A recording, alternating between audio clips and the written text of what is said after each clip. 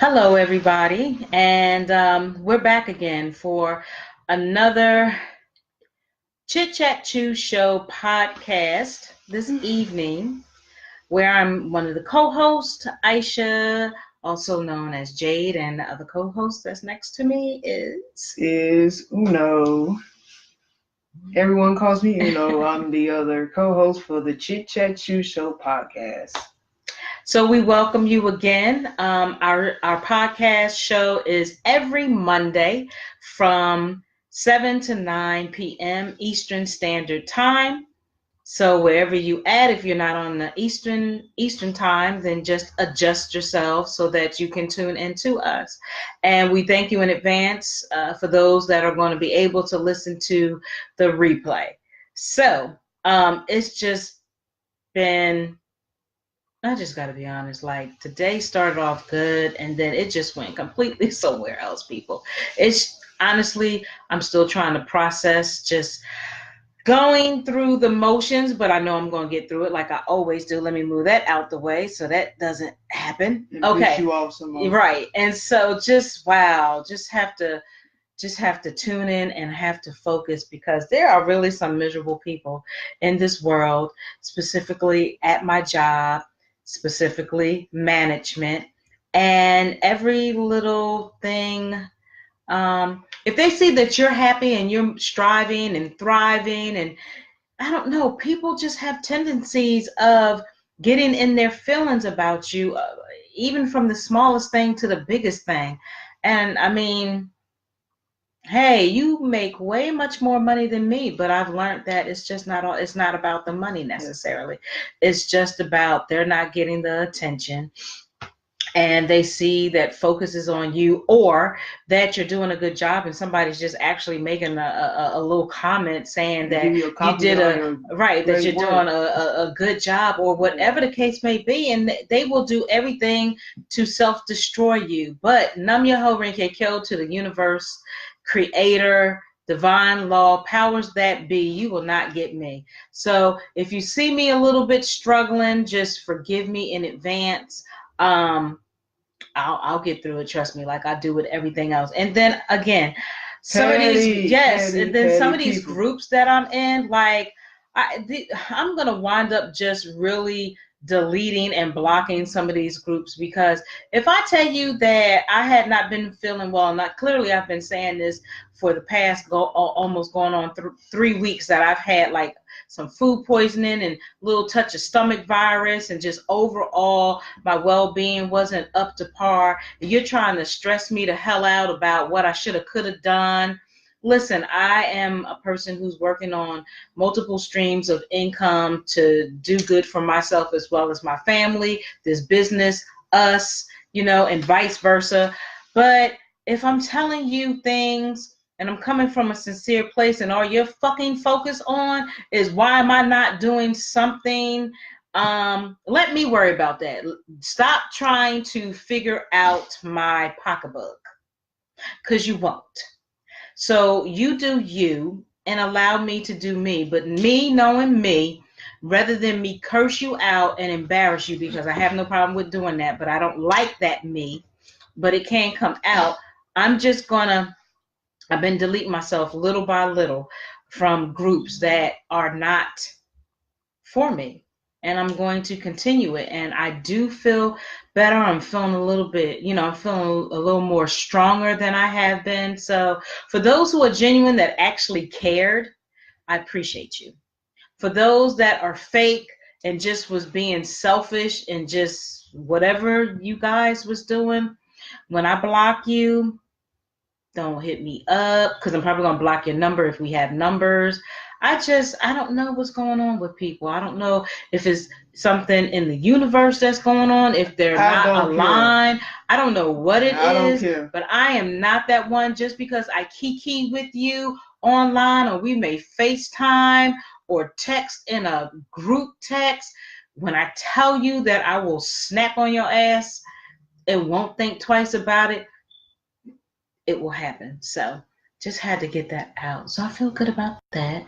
But anywho, moving forward, we have another great show for you because sometimes people just need to hear it. Because I know me saying it, I know they're out there.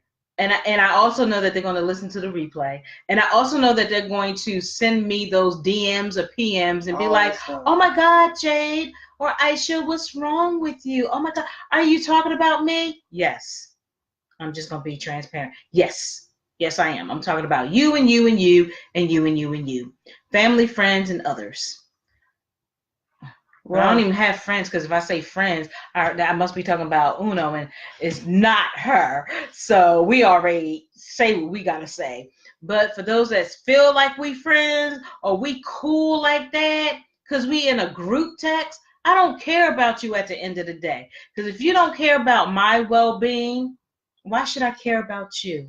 Right? Yeah. I mean, that just kind of makes smart sense for me. But we're gonna have an awesome show as always.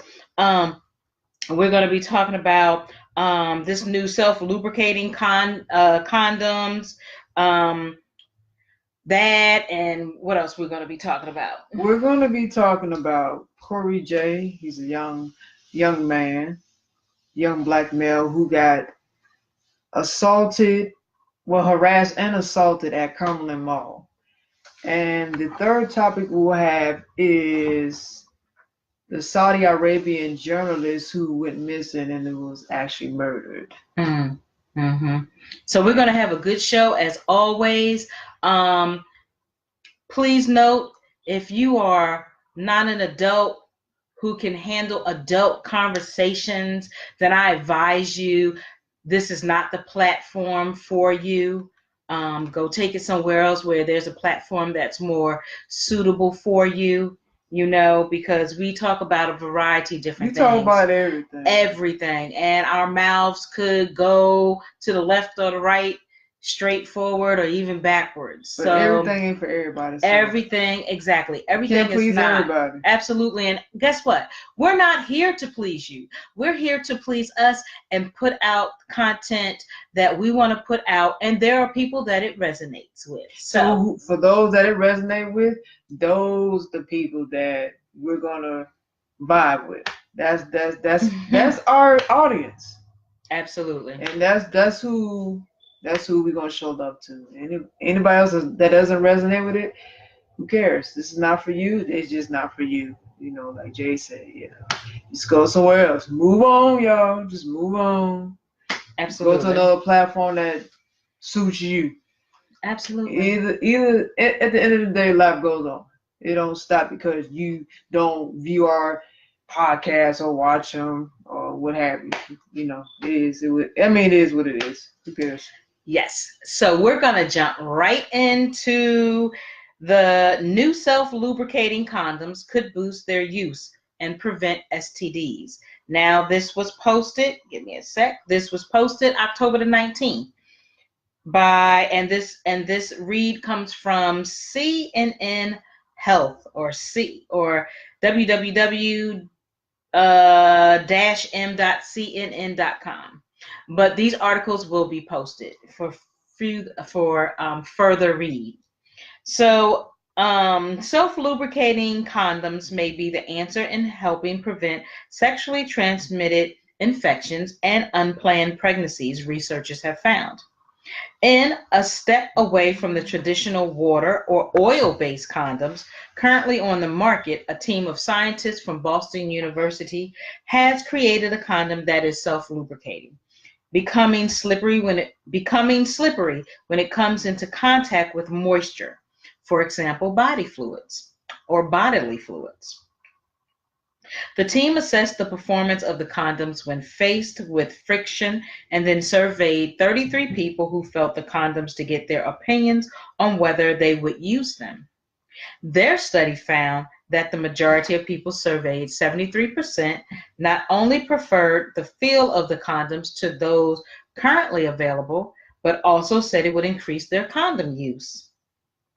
Wait a minute, 1 second. The study size was small, and the new condoms have yet to be tested during sex, but researchers hope to start a clinical trial soon.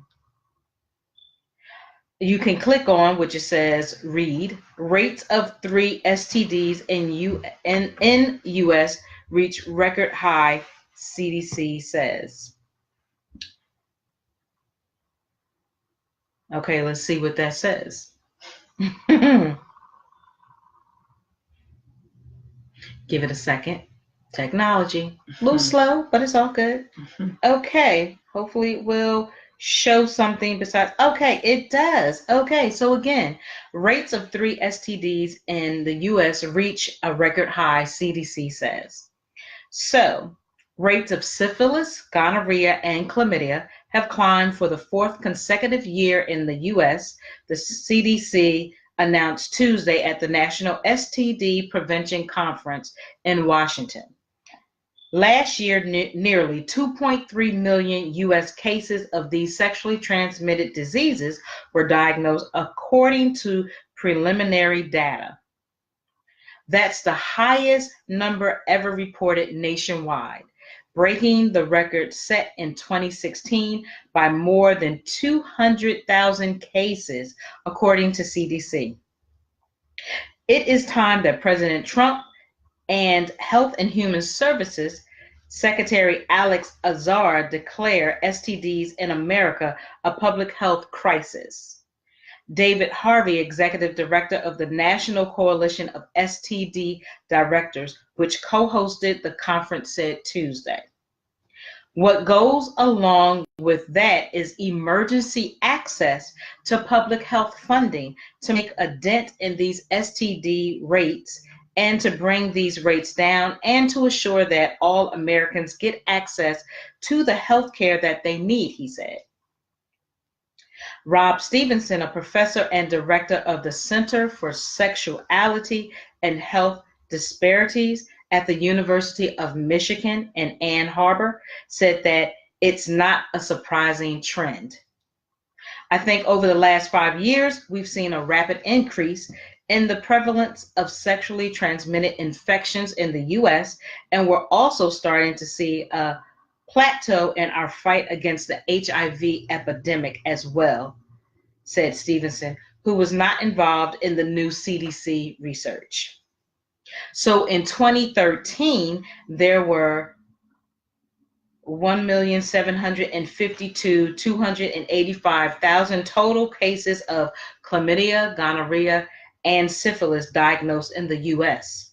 That number grew to, looks like 1,811,850,000 in 2014, 1,945,746,000 in 2015, 2,094,682,000 in 2016, and 2,294,821,000 in 2017, according to the preliminary CDC data. That's a lot.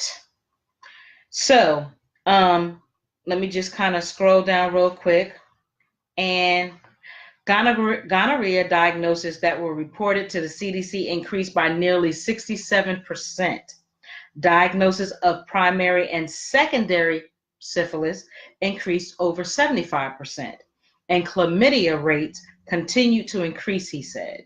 It's important to remember that while these are preliminary data and the data are 8 months out of date, there's absolutely no reason to think that the increases that are being described by the CDC haven't continued into 2018.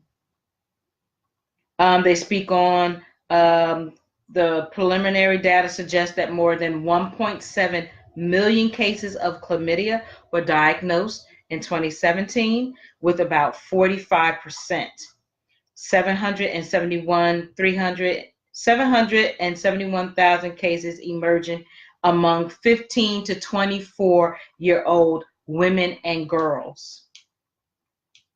They also have that chlamydia, which remains the most common STD reported to CDC, is caused by the bacterium Chlamydia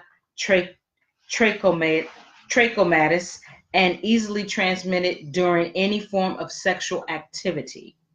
If not treated, chlamydia can lead to pelvic inf- inflammatory disease in women, which can cause permanent damage to the reproductive system. In men, the infection can spread to the tube that carries sperm from the testicles, causing pain and fever. Meanwhile, syphilis diagnosed jumped from 27,000, a little over 27,000 cases in 2016 to over 30,000 cases in 2017, according to the data.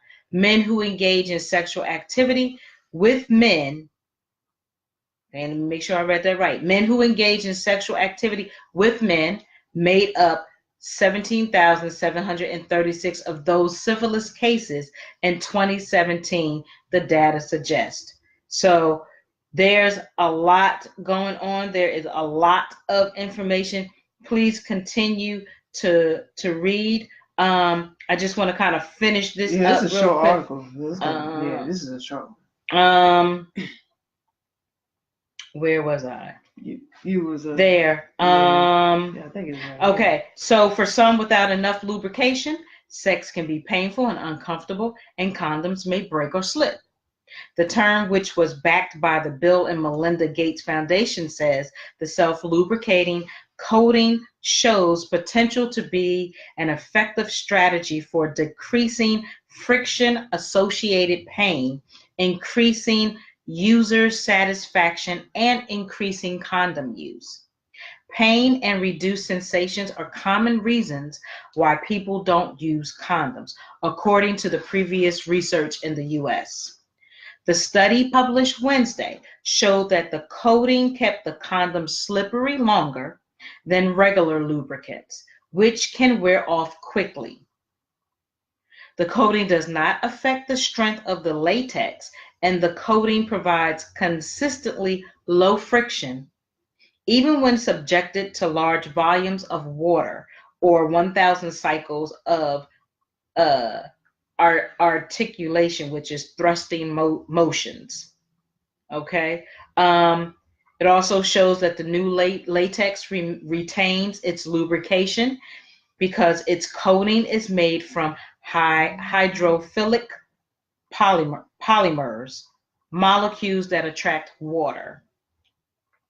And the president of the British Association for Sexual Health and HIV told CNN, "We welcome any developments that allow people to enjoy sex more safely, and condoms remain the main tool in the prevention of sexually transmitted infections." So there's, almost done. That's why I said it's a short article. It's almost done. So last year, nearly 2.3 million sexually transmitted diseases were diagnosed in the U.S.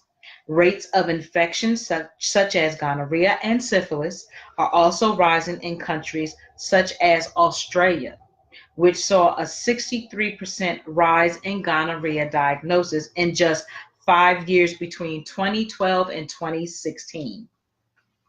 If used correctly, condoms act as a barrier to protect users from STIs and are also 98% effective in preventing pregnancy.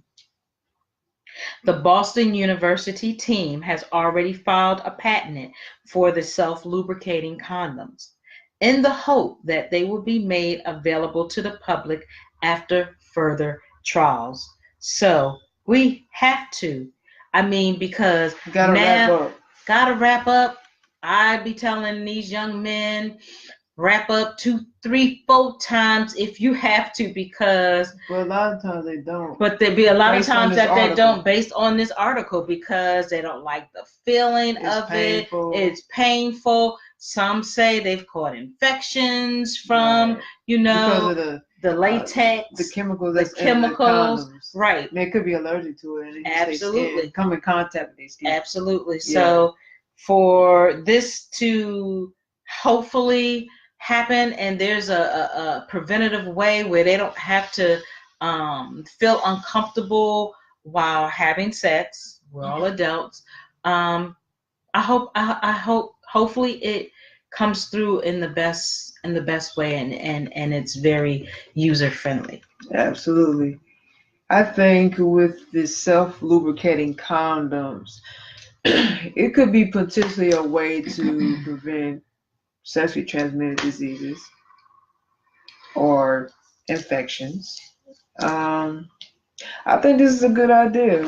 I mean, it probably would need to be several more tests before they put it out on the market, but it sounds like this would be a great idea. I mean, it being self-lubricating, I mean, so it becomes slippery when it's moist, like when moisture gets to it. So I think that's pretty cool, and it's just really to combat a lot of the downsides that come with performance, sexual performance, and safety.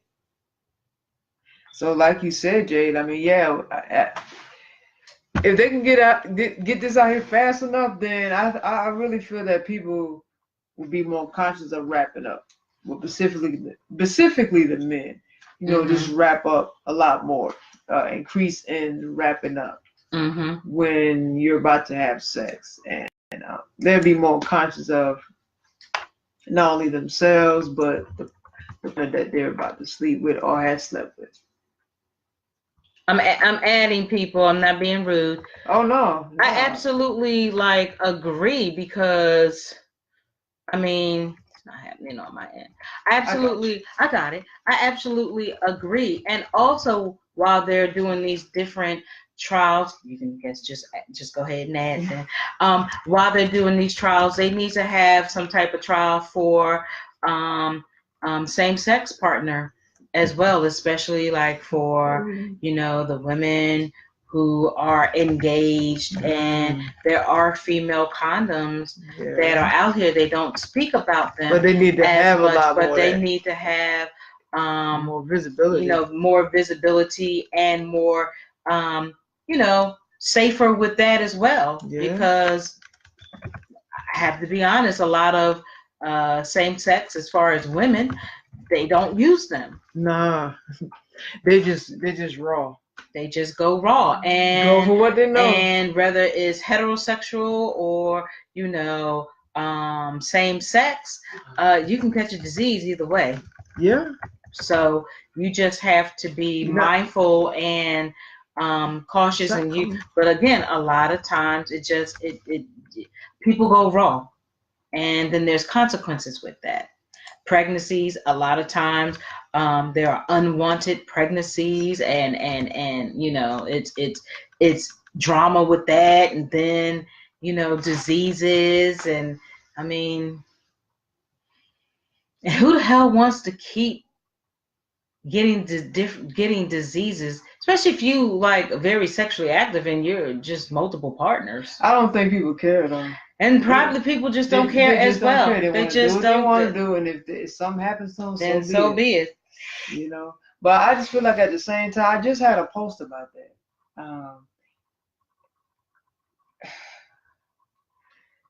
It was similar to being careful who you share your energy with, and because when you're having sex with different people, you come in contact with different energies. And that does also tie into the sexual part as well, like going into what we're talking about, this topic.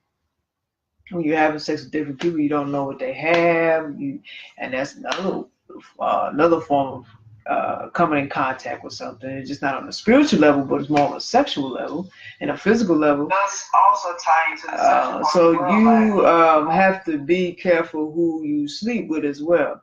I mean, I understand everybody's not relationship material. That's not for everybody, and that's okay. That is totally fine. However, at some point, that bouncing from person to person gets old, and you have to get to a point where you have to respect yourself. It's all about self-respect, like valuing you, your body, your temple, everything.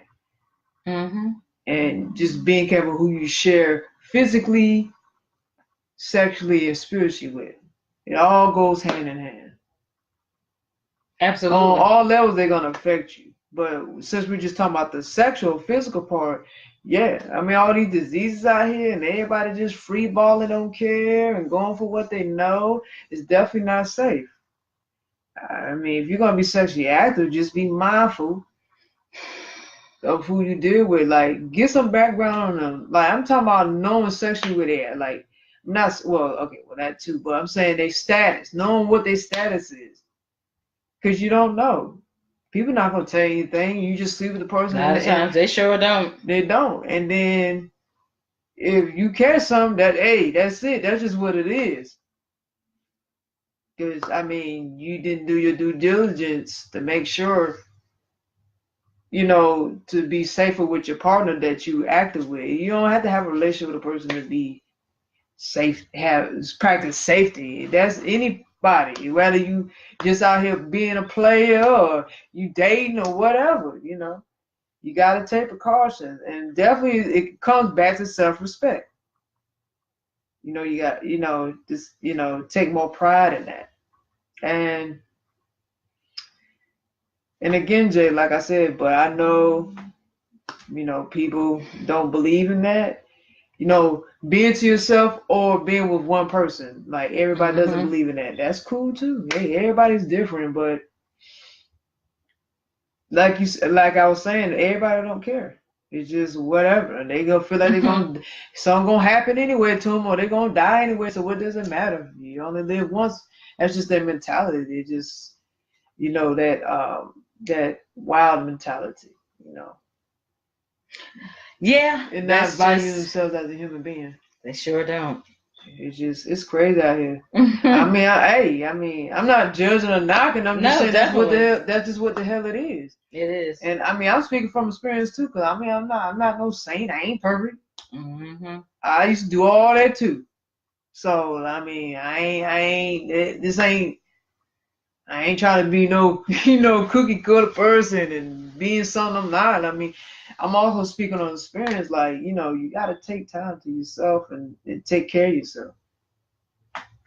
Absolutely. I mean, that player stuff get old, man. It's just old. It's old. I mean, I totally agree. I mean, I'm certainly, a once upon a time situation as well, being very honest with myself as well. I didn't always use the smartest decisions and being with individuals and things of that nature. And, a lot of times it can backfire on you like this, so I know a lot of people are free and expressive and things of that nature, and I hear you, and me either. I'm certainly not preaching to anybody or pointing fingers or being or being judgmental. I just ask if you can use smarter choices, because a lot of people just don't care for being in that moment. But then once it happens, their mind changes. Like, damn, I caught something. And it might be something that you might not be able to get rid of. And then, then what? Yeah, right. And I know people are I'm free, I just multiple people, and I'm this person. I'm single doing me. Right. And so you just need to be mindful. People ain't satisfied. Even if they have a relationship, they still want to go out and do their thing, even if they have a good girl or they got a good guy. But it's not enough. Sleeping with multiple people. Then you don't know who those people slept with. Then the cycle just keeps going and going and going. And there are a lot of cases they bring that disease or virus back to their partner. Bring it back to their partner. Something. Right. Then what? That's true. Then what? Then what you gonna do? Anyway, they can go anyway. All kinds of ways, right? They can hurt you or they can kill you, depending on where their mind at. Right. In that period of time. So yeah, you gotta be careful. Yeah. All around.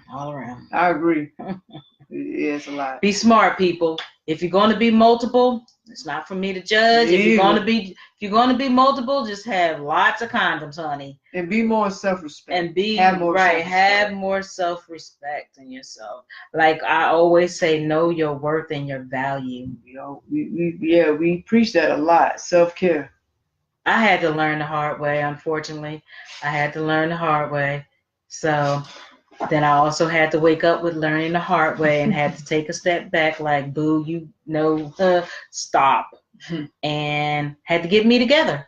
So it's all good. It's all good. It's all good. Absolutely.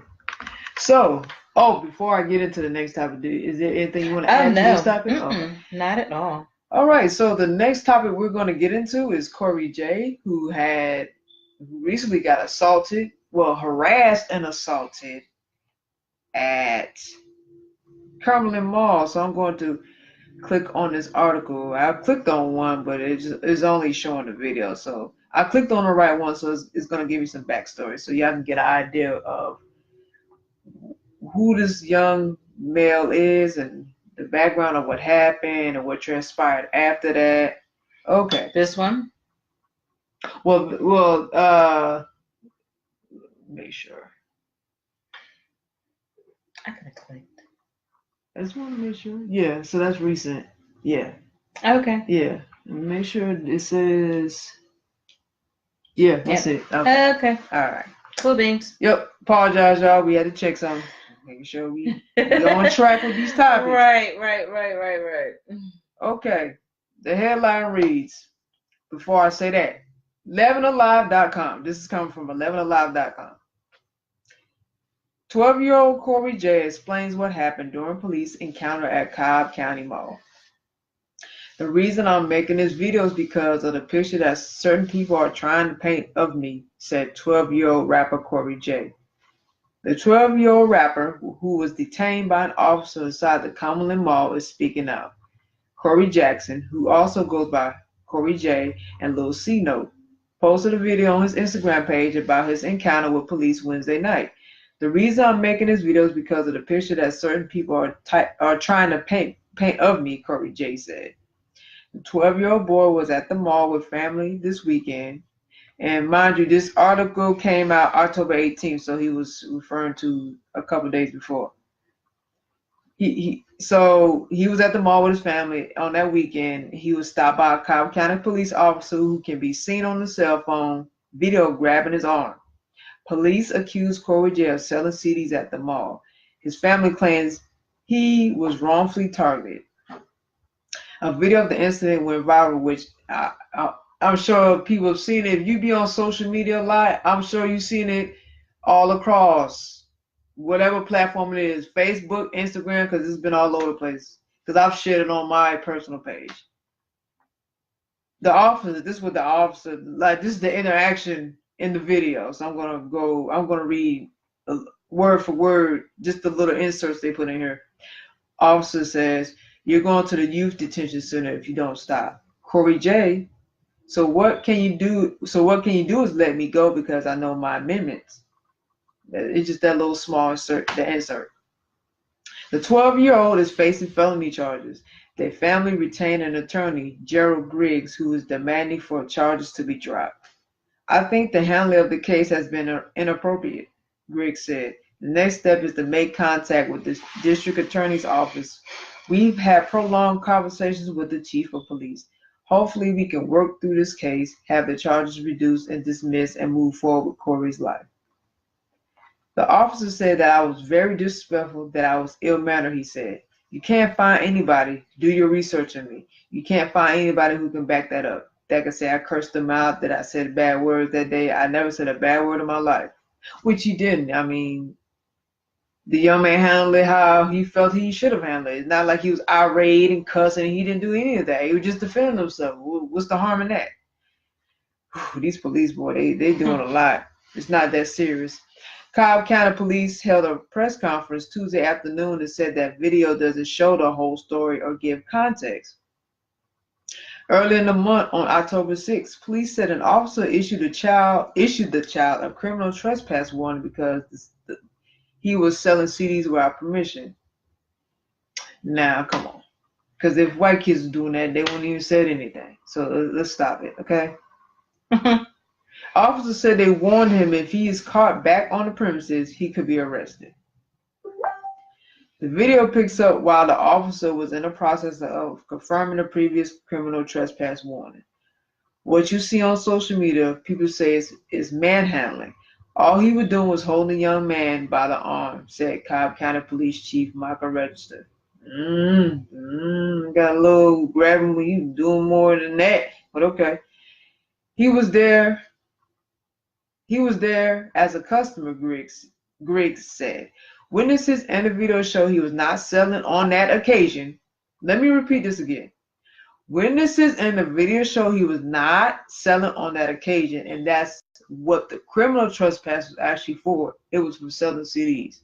So you're trying to get him on something that happened in the past. You just found an excuse to lock him up because he's a young black man. So let's just keep this shit real. I mean, come on. You think that I would choose to pick the day in front of an officer of the law to curse him out, to try and break his finger? I never tried to do anything of such, Corey J explained in his Instagram video. My mama and daddy has never pulled me and tugged me how that officer did, he said.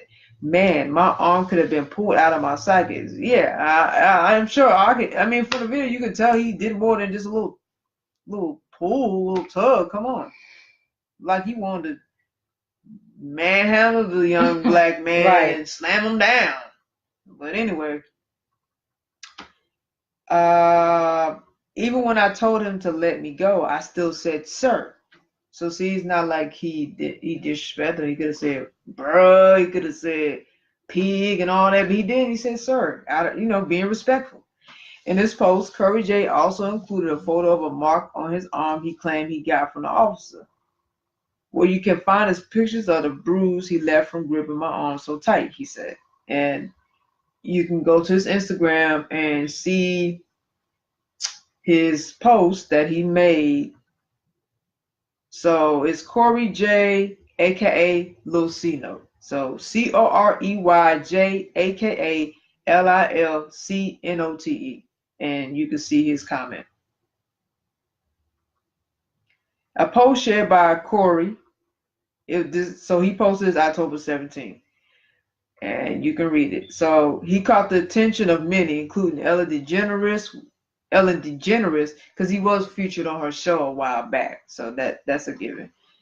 On Wednesday, a small Justice for Corey J protest broke out at the Cumberland Mall. The protesters marched around and talked about the encounter. A live video posted to Facebook also showed a group holding a sit-in at the mall. And I'm going to address this whole marching and sitting in and protest. I'm going to address that too, because I'm getting sick of it.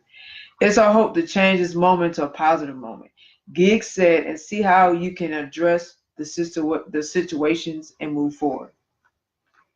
So that was the article that was coming from 11 Live News. I mean, this is not how you act to a situation where a young black man's life was endangered. He could have been killed. It could have went somewhere else that it shouldn't have went to. And the last thing that people can do, specifically black people, because I know it was them, specifically them, want to protest and march. So this is how we protect in our community, by marching and protesting as if it's going to change anything.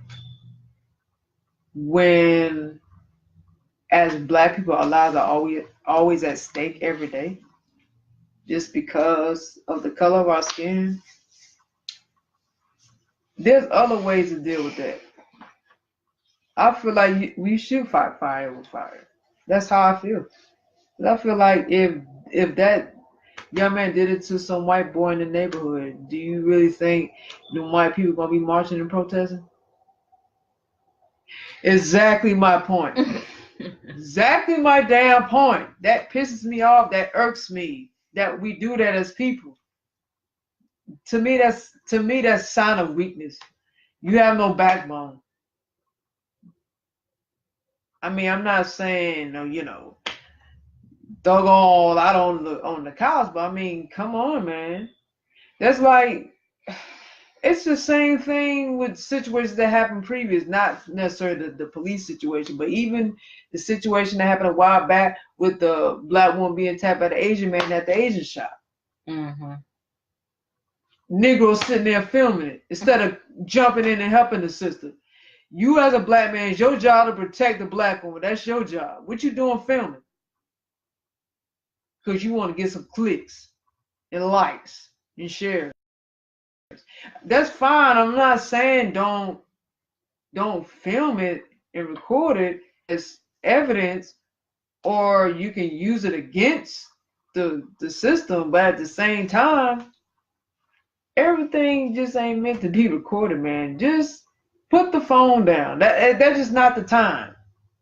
Just do what you need to do to protect the sister, and then worry about what else comes later. Because, I mean, we have to stop with this nonsense, with all this recording everything and not protecting each other, and this protesting and marching. Meanwhile, this young black male is mentally scarred after all this. And I don't blame him for not forgiving that damn police officer. Why should he? And that's another thing that pisses me off. Why do white people feel like we should forgive them for everything they do? And not just black people, you Negroes, the coons who take up for the foolery saying he should apologize or he should accept the apologies from the police officers that cause harm to him, or just any situation where white people cause harm to black people, period, because it's been happening all year. I don't understand. There is no apologizing. I wouldn't forgive them either, as he should feel that way. I mean, it's just sad that we come to this stage where we don't love each other enough as people. But in that situation with Corey J, I totally understand. And you don't have to forgive the police officer. Fuck it. Fuck him. Fuck the whole family. Who cares? That's just how I feel about it. Yeah, I'm just kind of, we're in this, of course, new age, and soon in a couple of months, about 3 months, we'll be into 2019, and I think I can certainly appreciate throwback of those that came before us that did march, because I see value in that. Maybe even thereafter, I've certainly been in marches and protests and have, found some results in that. But moving forward, I just want to know, I'm kind of like Uno, like, for as much as you have been, we shall overcome, and holding hands and rocking and swaying back and forth and things like that. What else effective can you do to get results? Like, is there not anything else that you cannot do? And it's not an issue of bashing, but it just gets a little, it's old, man. It's old. Yeah, it's kind of old. It's old. What else can be done? And you're right, like, a lot of times we see things videoed. I can say I kind of get it,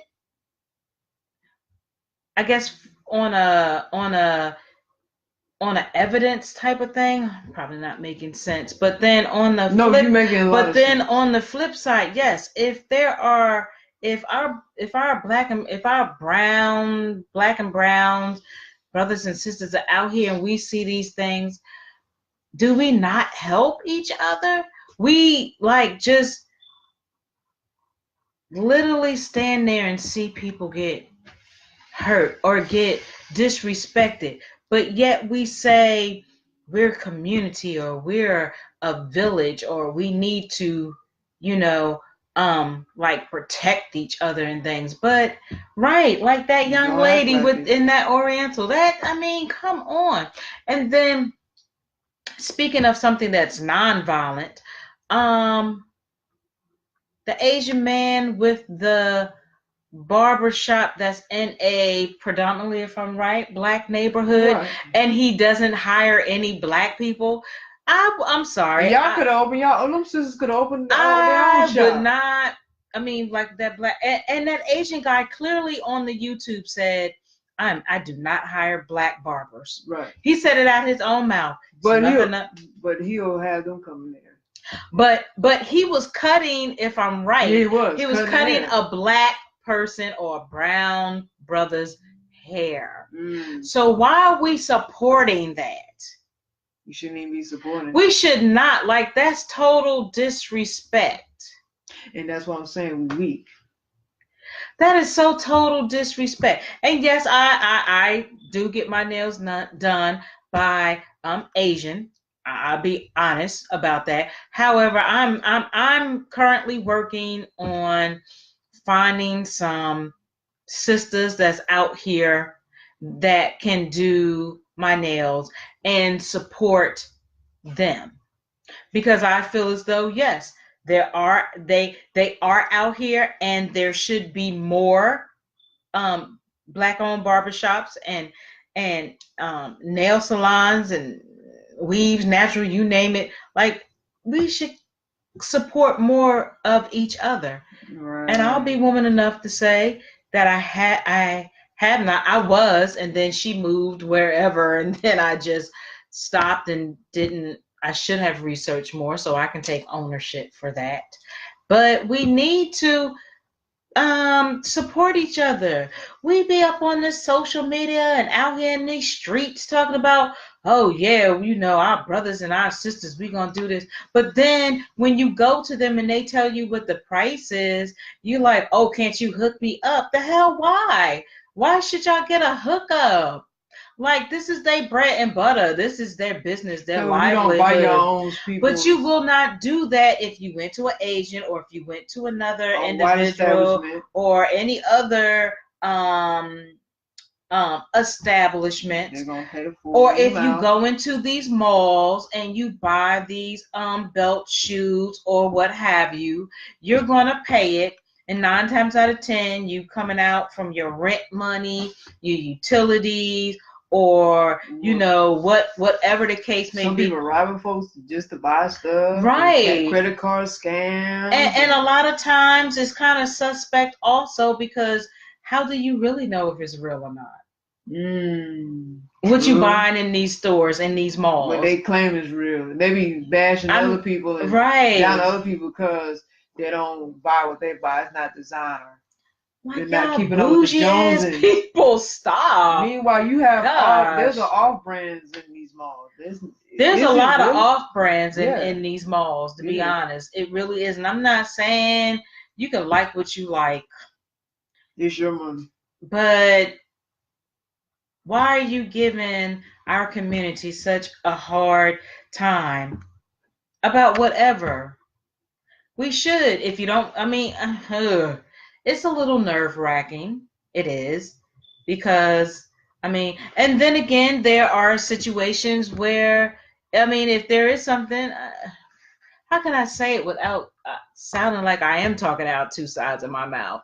There are situations where I may not be interested in purchasing. Doesn't mean that you don't support it. I don't support. I just mean at that moment in time. At that moment in time, I may not be. Thank you. I may not be. Because we don't want to end this while we're talking.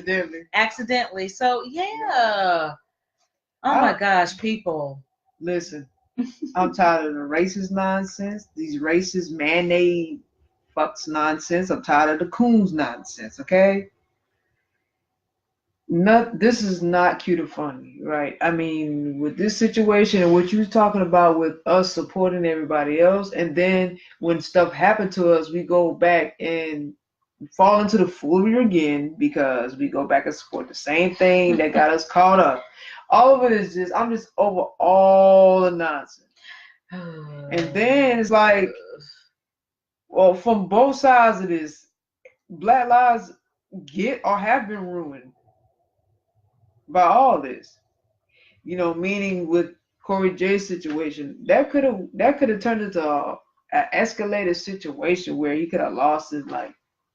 And then on the flip side of you talking about how we do our own people when it comes time to support Black businesses, how we shortchange our people and don't see the value in their work and what they built as compared to other races. That kills us too.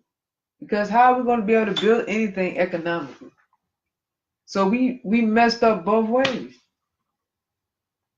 We killing ourselves. Do we know? So I'm just over it all. I'm just with Corey J's situation. I feel him. I wouldn't forgive that pale fuck. You know, I mean, just some things that can't be forgiven. And people giving him prayers, and any other racist idiot who they don't need prayers. Okay, they better pray today that what they're doing don't backfire.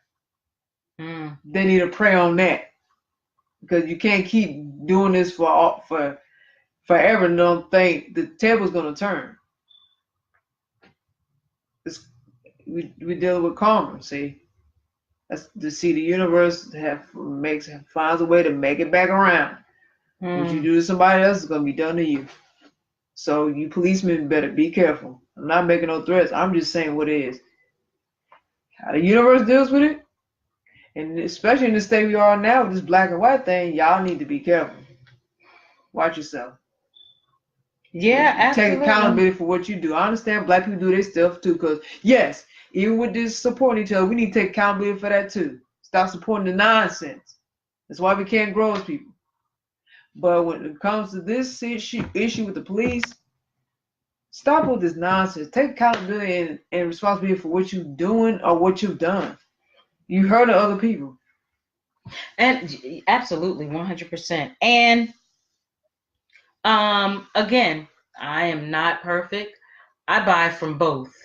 I have too. I buy from both. However, my mission or my preference is that I want to start buying or transitioning more to supporting Black-owned business. Doesn't mean that I don't like white establishments or things like that. It's just my preference. I'm just saying, I'm just saying, like, how can I put it? Don't, it's like you're, okay, how do I want to say it? I feel a little tongue-tied right now. Okay, I'm gonna get it together, people. Don't knock the Black-owned business hustle. Please don't. Don't try to like scam them, or you want the hookup from them. I guess that's what I'm trying to say. You want the hookup from them, but then you go to the non-Black establishment and you'll pay the whole full price without question. Right. You don't question nothing. You just put the money down and spend it. Or credit card, however you do it. Right. Right. Like, jeez, people. That's disrespectful. Yeah, like yesterday, we went to a festival. Yeah. Yeah, was it a festival? Yep, it was a festival. Okay, we went to a festival yesterday. Brother had some really, really, really nice handmade. These two brothers, they were in business together, had some wonderful, beautiful pieces. I mean, taking time and love and heart and everything with their pieces. One of a kind, each one of a kind. You can't get them nowhere else. And this sister, oh, my budget, and I don't have this and that. And the brother worked with her where I guess she got what she wanted from him, so that she got two on the low. I mean, two was a steal, like what he was giving, because his prices were priceless. Like they were even like they were beautiful for men and women, and they were reasonable, even the regular prices. But I probably can guarantee you that she went to a white establishment right down from that. Didn't question anything. If they said, bam, this is the price, she bought it if she liked it. And I just think that that's sad, because if I really would have had the money and he would have said, okay, this is what it is, and I had it, I would have been like, I don't want you to try to hook me up. I'm going to respect you, but this is just me. I'm going to pay you what that price is. Because you gotta look at the energy, because time, the and brain power you energy, put in that. exactly. And I mean, these were beautiful stones and just creative all the way around. So we got his card, and so yeah, I'm gonna order. I don't care. It's definitely very nice. It was a piece that I liked. He had pieces. It was a male looking chain. It was more male driven, you know, because he did have male pieces and female pieces, but the male piece I liked. It was pricey, but I didn't care. I just wanted it because it's one of a kind piece. He made it from, I mean, it's handcrafted stuff. I mean, you can't get this in no store. It's one of a kind pieces, and I really want that. So I'm definitely going to get it. I don't care about the price. Just like those shades, those brass shades, brass or bronze or whatever they were. Yeah, the brass. The brass, yes. Yeah, like, I mean, this is another brother we're talking about. So this is not nothing to do with the festival that happened yesterday. This is totally something. This was from another brother. This was from another festival. Another festival. The Malcolm X festival. Right. During the summertime. This brother, Weston. This brother made not only jewelry pieces, but he made shades. And I'm thinking that was it. I don't know if he made belts though. I don't know if he made belts, but he certainly made other things besides like jewelry, yeah. Like the sunglasses. Like he made all kinds of pieces for men and women with genuine, like real gemstones. I mean, the materials, it's expensive getting the materials. Right. So and I understand why they charge so much. And they're making it right in front of you too, even if you want something customized. Adjusted or whatever. Like like that bracelet I tried yesterday? That bracelet I tried on. I want that from that brother. And that brother was willing to give me a deal. And even his regular price was fine with me. I just at the time didn't. But we have his card, and I certainly will support him because no one else is going to have those pieces. No. Right. It's going to be hard to get it. If you lose it, that's it. That's it. Right. Right. So, but I was just saying that to say, yeah, man, you know, you have to do better with supporting our people, and it shouldn't even be a price on it. Like, it's just out of respect, man. We need to ride for each other, you know, courtesy, respect, and just doing what's right.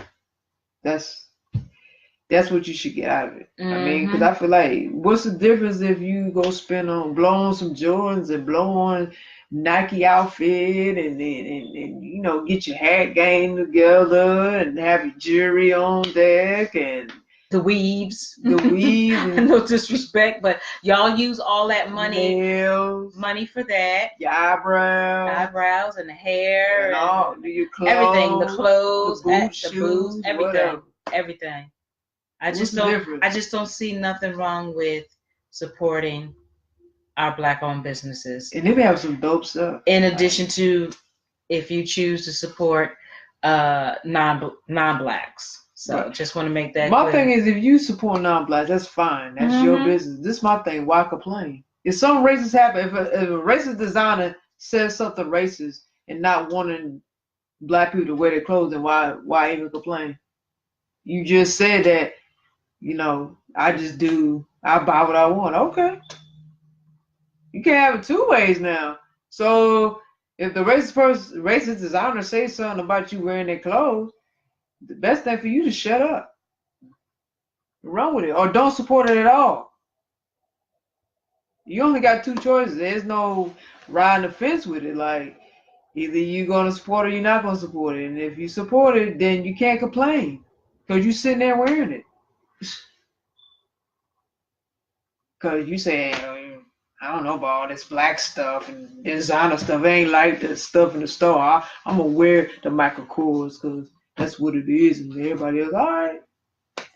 But, again, if a race issue come up, there's no need for you to even speak on it. The best thing for you to just shut up and keep your life moving. Absolutely. I'm just saying, you take it how you want it. I said what I said. Yes, you always say what you say. Yeah, I said what I said. Say what you said. Say what you said. But you're right. But yeah. I hear you. Just support Black businesses. It would be nice. Have a balance at least. Damn, have a balance. Sheesh. Absolutely. You don't want to do that. Yeah, people gonna do what they want to do. Exactly. But I know to complain when some designer says something racist. Right.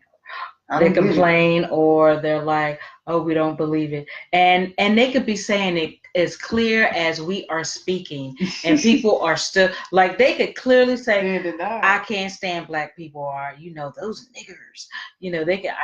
My stuff is not for black people; it's for white people. Right. Like, a lot of them have clearly said that their clothes is not for us, and yet a lot of us go buy them. Or they'll be like, Jade and Udo, they lying, or people are lying in general. They ain't say nothing like that. That's fake news. That's fake news. That's a Photoshop. Ooh, y'all be killing me with that Photoshop. I hate that. Right. Yes, I know hate is a strong word, but I hate it. I really do. It's just cut it out.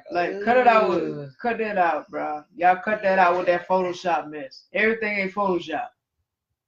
Cut it out. I agree with you though. I'm with you.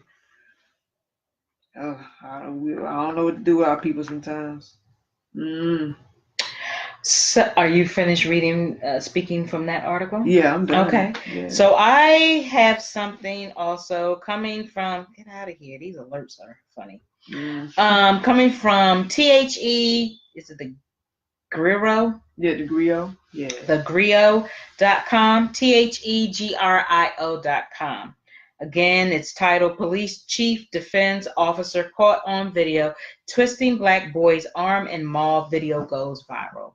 So this says the Grio has launched a special series called #BlackOnBlue to examine the relationship between law enforcement and African Americans. Ooh, that just really gets me, that African Americans. I cringe. Our reporters and videographers will investigate police brutality and corruption while also exploring local and national efforts to improve policing in our communities. So join the conversation or share your own story using the #BlackOnBlue. I need to use a #BlackOnBlue because I've experienced police brutality from these Europeans. Yeah. So, the Cobb County, Georgia police chief is standing by an officer who was caught on camera manhandling a 12-year-old boy and an inspired rapper who was trying to sell his music CDs at a mall. Channel 2 Action News spoke to Chief Michael Register about the video of Corey Jackson, who also goes by Lil C Note, after it went viral on social media and raised concerns about the unnecessary roughness of how the officer was handling him. So the question was, does he have a right to put his hands on that child? Reporter Tom Jones asked Register. So that's a question for you guys. Did that police officer have a right to put his hands on that child because he was selling CDs? And of course, as Uno has mentioned, this is, we can be all in denial and like to feel, and it can be an uncomfortable situation, but there are things that's in this world that are black and white. It is. It is what it is. It is. Mm-hmm. And so we all know, as Uno said, that if it was a little white boy, okay, or no one would bat an eye. They just wouldn't, or whatever. No one would say he anything. Or she may have been selling. It just wouldn't have been an issue. It wouldn't have been the same narrative. I can guarantee you that. I can put money on it. So on Sunday, the controversial video was posted on Twitter by an activist, Samar, who called into question the hypocrisy. Am I saying it right? Hypocrisy. Hypocrisy of how the boy was treated at the Cumberland Mall in Cobb County, Georgia, by the white cop.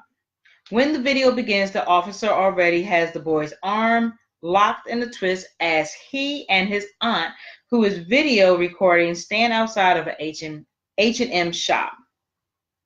Let me see how much further it goes.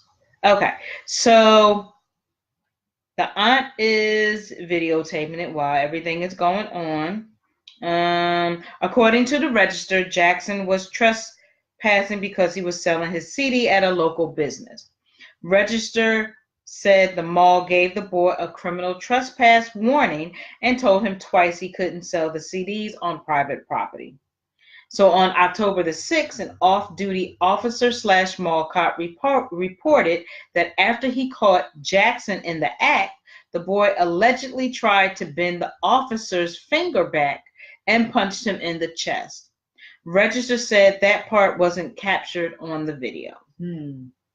But the cop squeezing Jackson's arm tight was caught on video. You're 12. The officer is heard asking the boy, "You're about to go to jail. You're going to go to a youth detention center if you don't." Jackson argued back, as well as his aunt, who was heard defending her nephew. He told the police officer, "I don't have to speak with you. I know my rights," Register said. The aunt ended up getting in a scuffle with the cop that resulted in the woman being arrested and charged with felony obstruction. Jackson was charged as well, but released into the custody of his father, according to the outlet. So I wish the aunt, who is an adult, would simply have tried to de-escalate the situation, Register said. Register maintains that what the cop did was legal, especially since it was the third time Jackson was caught selling his CDs. The officer had been bombarded with death threats, Register said, and he deleted all of his social media accounts. And Little C took to Instagram to share his feelings about the incident. So again, my question is, I got two that chances. Should he have been arrested? They're saying that the aunt took it somewhere. She got arrested.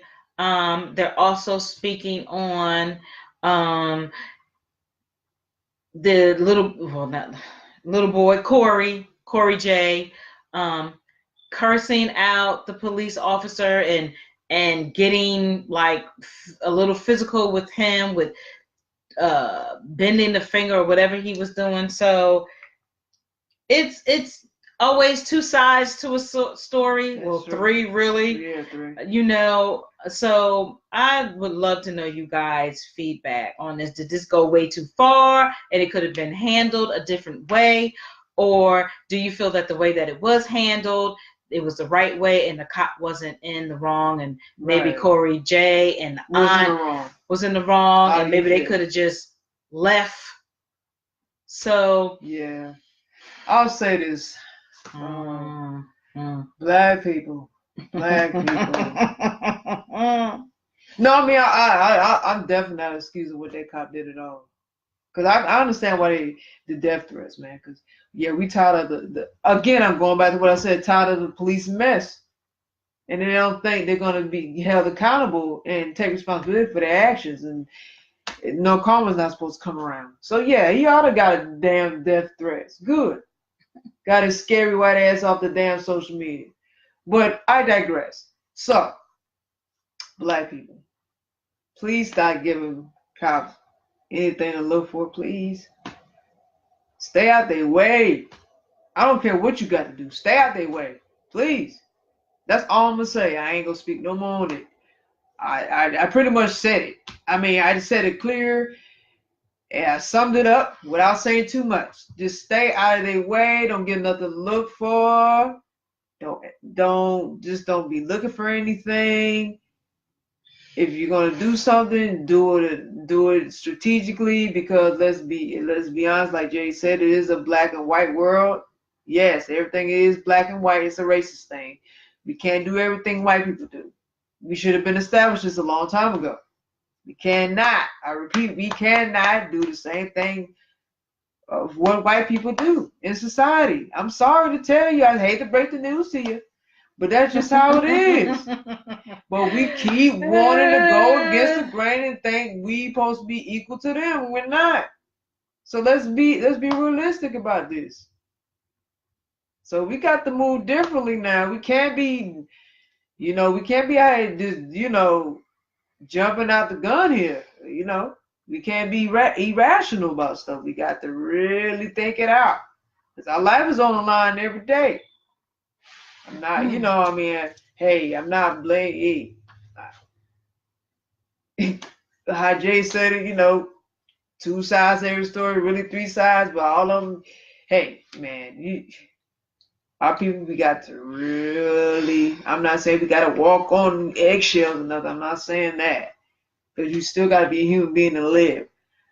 All I'm saying is, let's just do how we navigate in society. We have to be very strategic how we move and what we do and what we say, because they're looking for any little thing to want to harm us or kill us.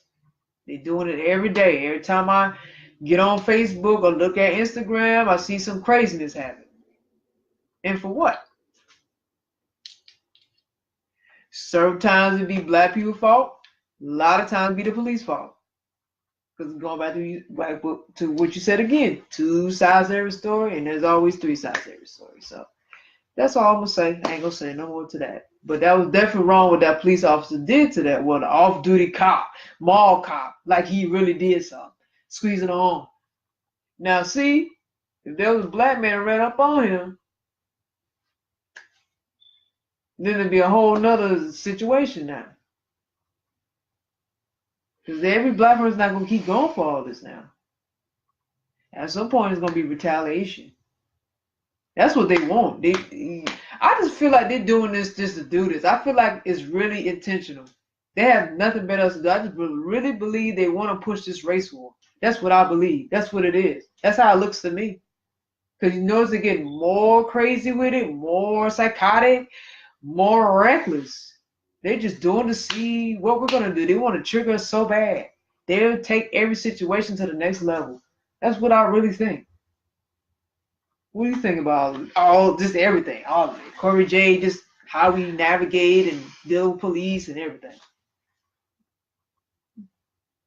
I mean, it's pretty much like what you're saying. We definitely need to be more strategic, and not saying that that's calling you a wimp or you being like weak, but they are pushing our buttons. You see it every day. I know I do. See it every day. I see it at my job. I see it out in the streets. I see it everywhere. They're trying you. Trump is in, and these people, fools, are trying it.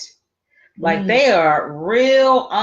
They are feeling themselves. A lot of white people. They are. I'm not going to say all because that's not fair, but enough or a lot of them sure are. They think that they can speak to you anyway. React anyway, and you just, I am not the yes and boss. I'm just not. And so if that means what it means, then so be it. But we have to be more smart, because I do feel that there is some blame, or there is some that's the only word I can think of, that there is some blame, especially placed on the aunt, who was, to me, ratchet as hell. I think she was a little, she just didn't set the example too good. I understand that was her nephew. I get it, but I get that, but she should have thought, I don't know, a little different, because it did escalate, and it could have went way somewhere else, because a lot of these cops, especially white speaking, they are unstable, and they just looking for a reason to pull that gun and kill black people. They don't care. They'll do it. They don't care. It's even black cops that's ready. Ooh, sad to say, and that hurts. That's the worst. But it's true. I work with police officers, and I can't even begin to tell you some of the stories that I hear. I don't have no respect for them. I'm just like, yo, really? Like how some of their cops, Well, let me ask you, why do they think that way? I mean, again, a lot of them have said, you know, the ones that I work with, um, they say a lot of these cops, it's a lot of mental illness. It's a lot of it's a lot of mental instability. Like they're unstable and they're trigger happy. But why? But my question is, from the stories they've told you, why push that on to your own people? Why do that? That's my thing. Well, they feel like they coons. They feel like they them officers that they know. They feel like outcasts. That too. I'm just trying to get an understanding of that. I mean, it's like they trying to reach a level. So they're trying to impress the massa. Yes, trying to impress the massa. Doing that, yes, and bossa. Yeah, comes a bossa. That just doesn't work for me. You see my neck that just came out? Yeah, it did. Look at my face. Y'all black. What is really good with y'all? I don't have no respect for y'all. I just want y'all to know on live I don't have no respect for y'all. I just can't. Although I do get why you act that way. I actually do understand. I get it. It's a brotherhood. I get it. It's a brotherhood. I get it. Absolutely. But at the same time, you really put yourself under white people? You really devalue yourself that much? Excuse me. I just don't get it. But hey, what the hell I know? Uno don't know none. It's crazy. Okay, so let me read some of these Instagram. This is coming from Corey J. So it says, it's just like this. When God is blessing you, the devil is always right around the corner to seek and destroy. The fact that he snatched me and was trying to drag me around like I'm some criminal that's stealing, robbing, or killing or something is hashtag crazy. But the worst part is he's trying to charge me with a hashtag felony, putting my hands on a hashtag police officer. I tried to break his fingers. He say I cussed him and he say I pushed him. Where in this video do it show I did anything but tell him I know my rights? And then when he proceeded to try and drag me, my auntie stepped in and got in between us to get the hashtag police off me because he was treating me like a little rag dog he can sling around. All hashtag police is not bad. A lot are good friends of mine, but it's some of you that do not deserve to be in a hashtag police uniform. And this guy is clearly one. Right is right and wrong is wrong. Hashtag Cobb County, hashtag police. We must get to the bottom of this. I'm just a kid out here standing for the right and motivating other kids in a positive way. Why try to destroy and bring me down? So again, this is going to be posted and you can read it. Someone else said, how about the cop who is also an adult? Try to de-escalate the situation. Someone else said it was the fifth time and he wasn't twisting his arm, just holding on to the wild niglet. Wow. He put niglet. Wow. Ratchet auntie needed what she got. He is banned in every mall around Atlanta. Someone else said, bet you like it if some stranger grabbed your kid's arm tight and didn't let go. That was the response of what I just said. And again, he called him a niglet. Someone else said the last remaining job held exclusively for white men and women when no other meaningful job will do. The enforcers, a position made for low-class whites to have a sense of power over other races, is to give them a gun and license to kill and a superiority complex to boot. sworn in as law enforcement officers, but really an artificial extension of the overseer back in plantation days, and a night men wearing white sheets disguised as Ku Klux Klan, now abandoning their sheets for uniform and badges, and the frontline enforcers for the white majority. A license to kill with impunity and holier than thou persona. The only way to deal with this scum is to operate in the shadows and use guerrilla tactics to infiltrate their organizations and wreak havoc on them from the inside out to destroy this cancer, to destroy them in the same manner that they practice against the people. One shot, one kill, empty your weapon, and leave no witness behind. Yea, you feared for your life too. I like that one. Yeah. Eye for an eye, baby. I like that one. So there's plenty more. This will be. Hey, I'm just saying. Calmer. I just said that. Calmer. It's gonna be posted. So everyone has their different views, but totally just like it's crazy. And this has nothing to do with practicing violence. I'm just saying if someone caused harm to you, you do have a right to defend yourself. Not. Yeah. So let's not. I don't think that people are just gonna just stand there and really allow. Maybe they will. I don't know. Maybe there are people who will just stand there and allow someone to physically harm them. Will not be me. I will have to go down. I'm going down. I know that's right, because I damn sure am. Forget that. Yeah. You're not going to disrespect me, and you definitely not going to put your hands on me. So whatever it go, it's what it is. It's going down.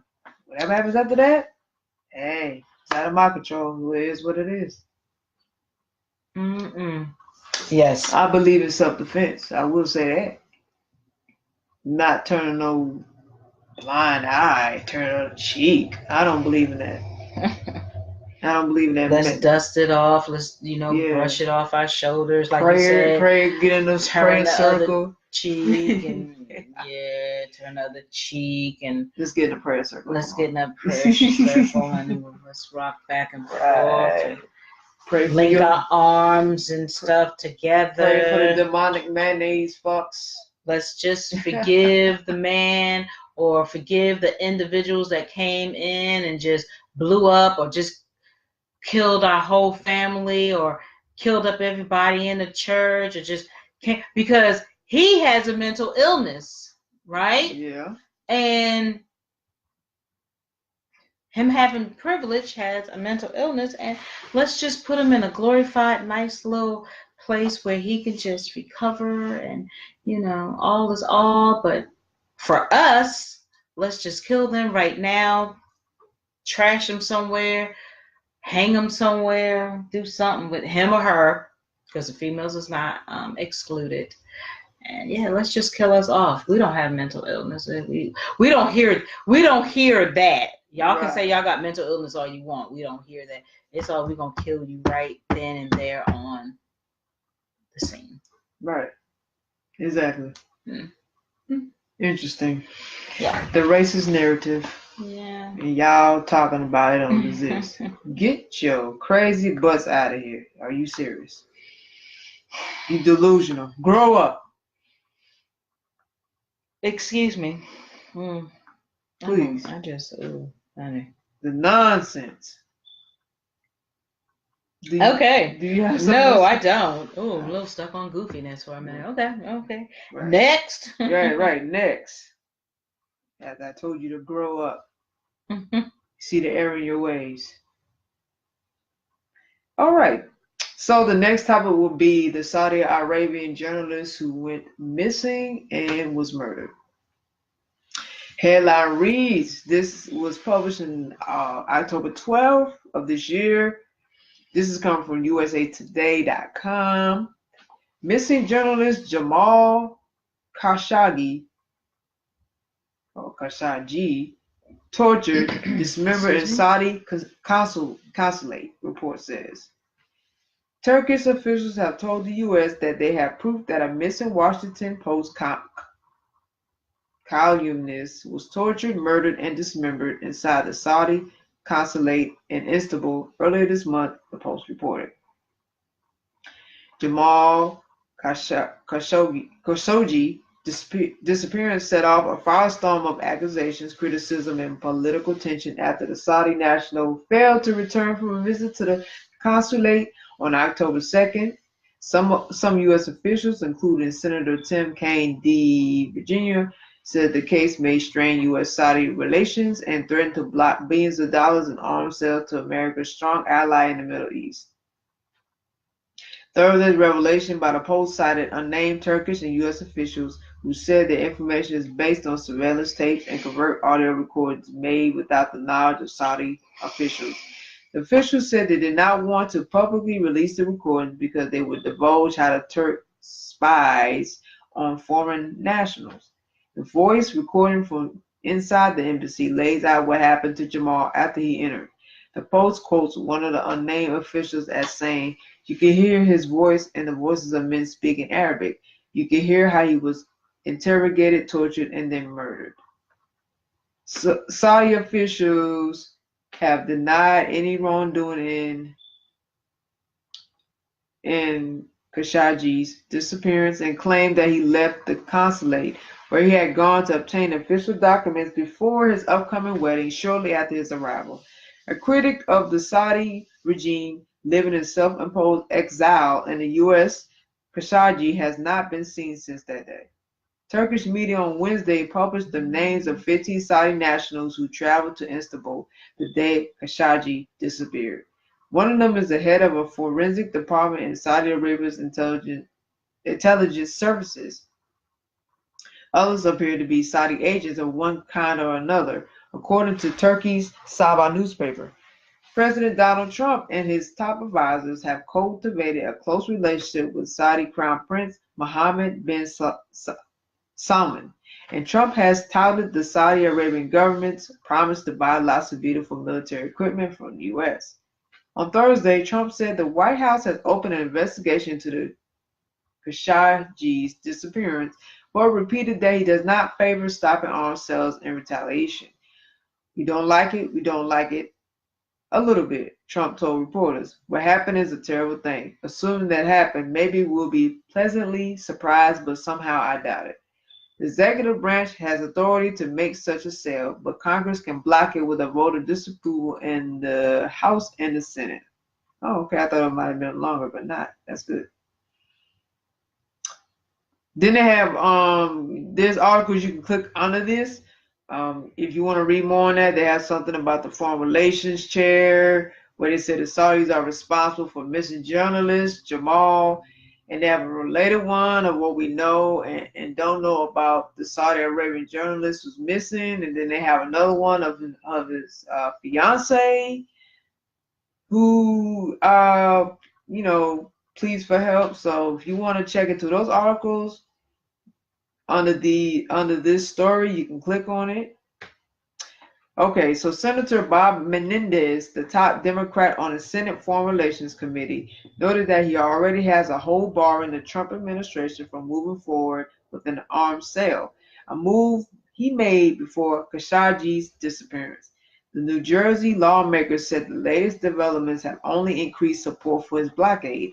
"At this point, I don't see that moving forward," Menendez said of the weapon sales.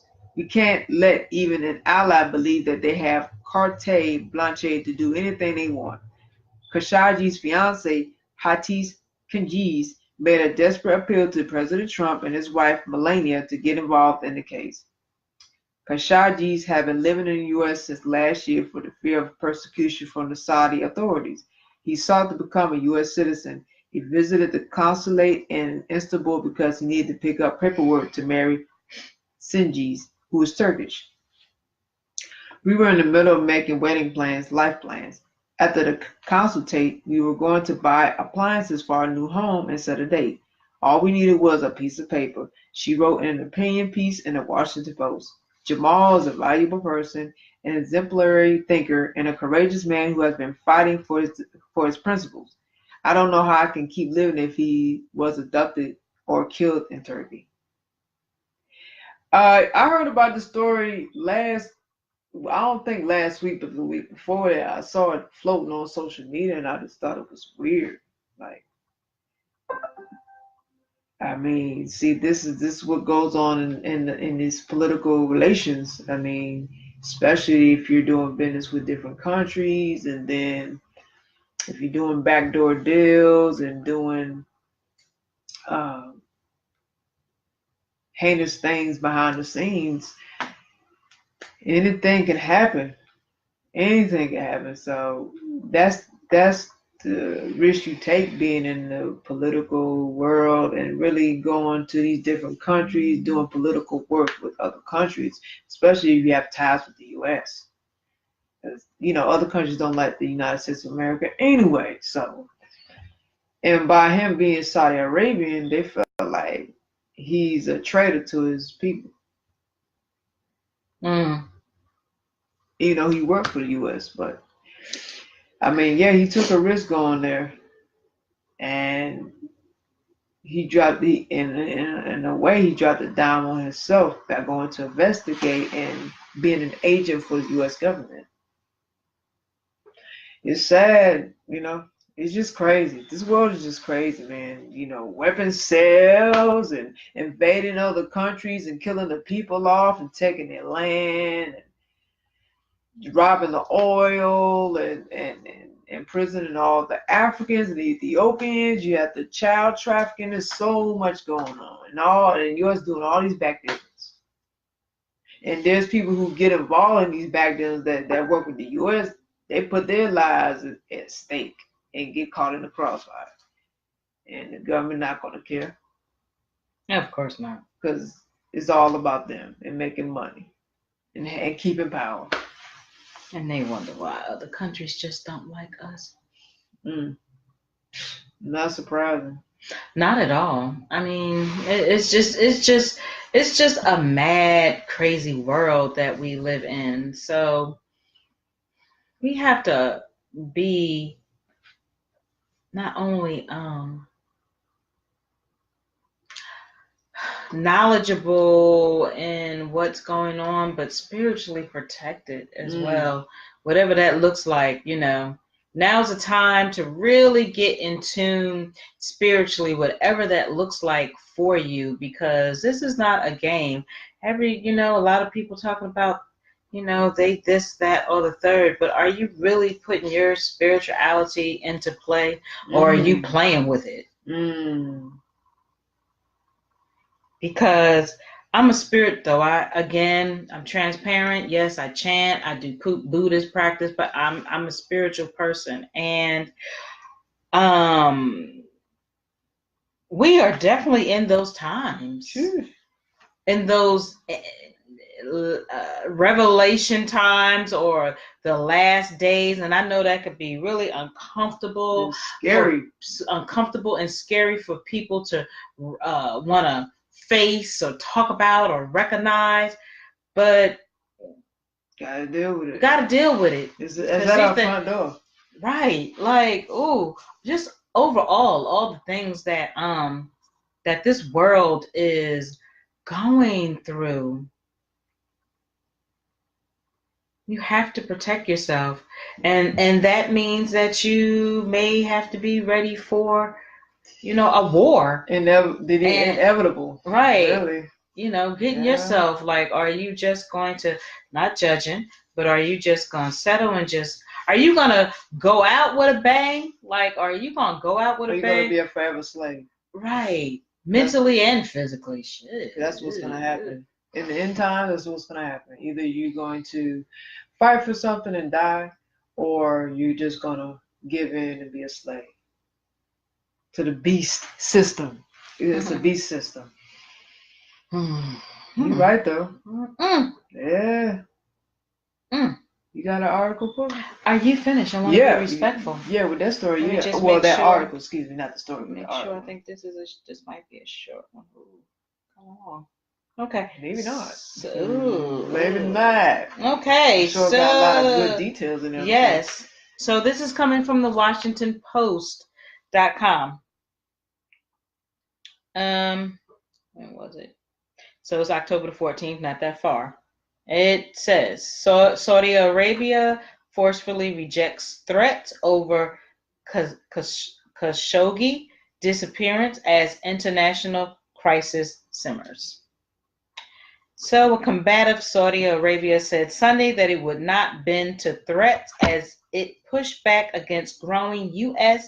and international pressure over allegations that it is responsible for the death of a Washington Post columnist, Jamal Khashoggi, warning of retaliation for any sanctions. So again, I'm kind of feeling both different ways, kind of feeling like yes, they probably did have a part to do with it. And then I'm also feeling probably like the US just had a part to do with it as far as his killing. Like yeah, he worked for the US, but then he might have You use him as a scapegoat. yeah, use him as an scapegoat. Like maybe Yeah. he knew something and they said, oh hell no, we got to get rid of him. So I'm kind of feeling If we gotta throw him out there to the wolves. Right. So I'm kind of feeling two ways about that. Oh, I agree with you. Um That's why I said so. It's a crazy story. Right. And this the government we talking about, for Christ's sake. Like, really, y'all? Why are we surprised? Why are we surprised? I'm not at all. Yeah. So the kingdom's government is as glorious and steadfast as ever, and neither threatened economic measures nor the reputation of false accusations were hurted, the official news agency said, even as the Saudi financial market plummeted. Excuse me. Censure of any kind would be met with greater action from Riyadh. It added, pointing out Saudi Arabia's vital role in world economy. Just kind of want to jump down because it is a lengthy article. Trump, y'all know y'all favorite president. Y'all favorite president. Yeah. And you coons too. Trump has said severe punishment would follow if it is found that Saudi Arabia killed Khashoggi, last seen at 1:14 on October 2nd, stepping through the gray metal gates to the Saudi mission where he planned to complete paperwork for his wedding. Trump had something to do with it too. You just don't put anything past Trump because so many people internationally as well as in the U.S., they want to get rid of this man. Yeah, it's obvious. I mean, clearly, it's right? Obvious. So in Europe on Sunday, Britain, France, and Germany also expressed grave concern and called for a credible investigation of his fate and a detailed Saudi response. We have conveyed this message directly to the Saudi authorities, they said in a joint statement. So Saudi leader King Salman called Turkish President Recep Tayyip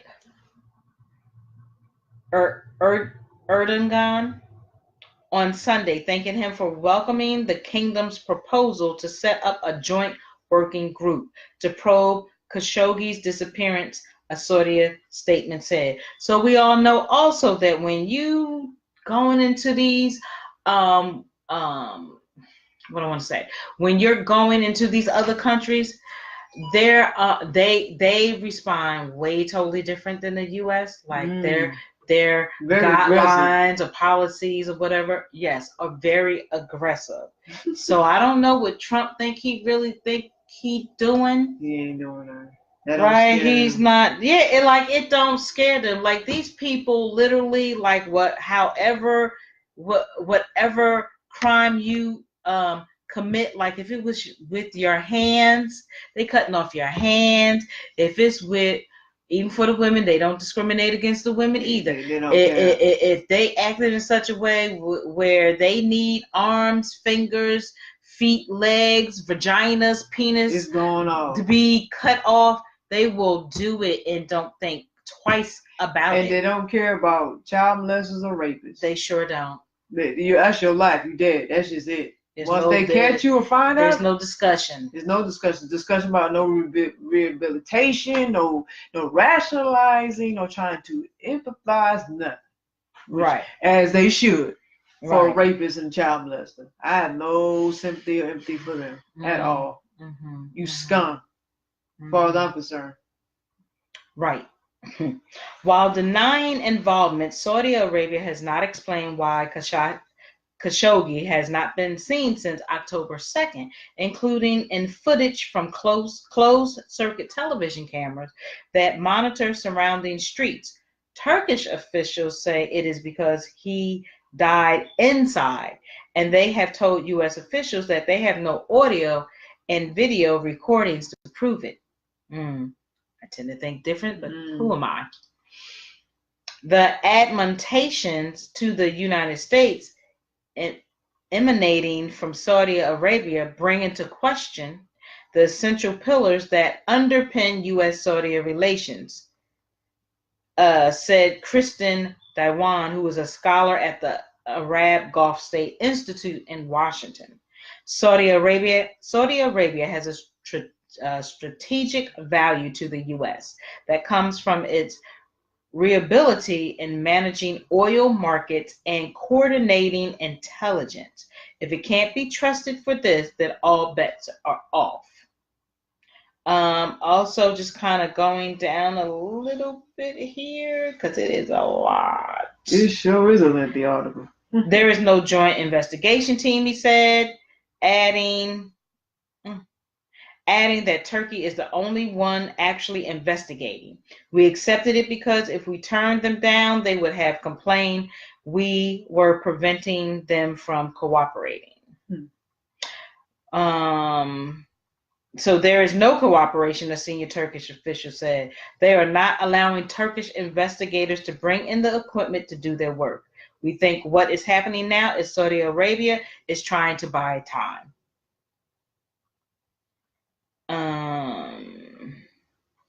The two countries are probably working towards a graceful exit, he said, where they blame rogue elements of the Saudi state and throw one big significant name under the bus. Turkey may also be reluctant to release audio if it is obtained by bugging the Saudi mission in violation of the Vienna Convention.